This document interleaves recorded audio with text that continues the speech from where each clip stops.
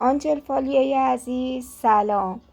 امروز تکلیت برای عزیزانی که یک نیت خاص دارن از تاروت چرخه سال داریم.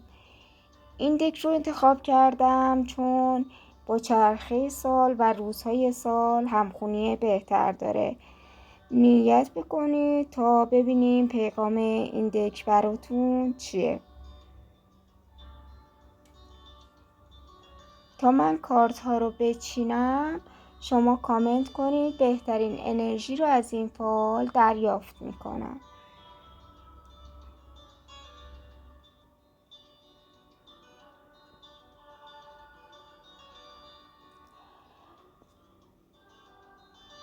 همونطور که میبینید کارت ابله رو داریم که نشون میده در گذشته شما یه سری ناپختگی ها و یه سری کارهایی رو از روی بی تجربگی انجام دادین.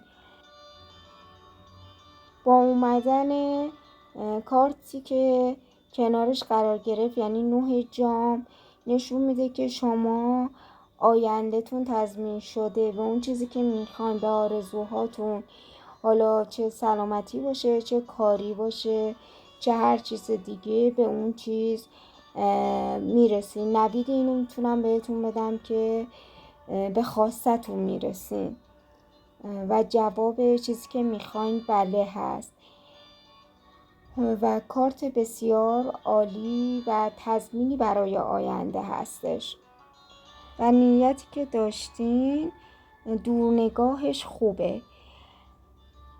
و در کنار آس چوب دست میتونیم بگیم که شما یه شروع جدید دارین که این شروع جدید در آینده باعث میشه که شما تو کارتون، چه کاری باشه، چه مثلا آوردن بچه باشه، چه سرگرمی باشه، به جاهای خوبی میرسین اگر توش خلاقیت داشته باشین. برای کاری باشه اگر توش خلاقیت به خرج بدیم به امرار معاش میرسه. و اگر نیت احساسی یا هر چیزی هست باید با درایت خودتون پیش ببرین. شما توانایی این که یک کاری رو شروع کنین و پیش ببرین و دارین و اون چیزی که میخواین بهش میرسین و در نهایت میشه گفت که نیتتون بله جوابش. دوستای من، برای اینکه با انرژی فالهای این کانال همسو بشین کانال رو سابسکرایب کنید و برای اینکه انرژی این ویدیو رو دریافت کنید ویدیو رو لایک کنید.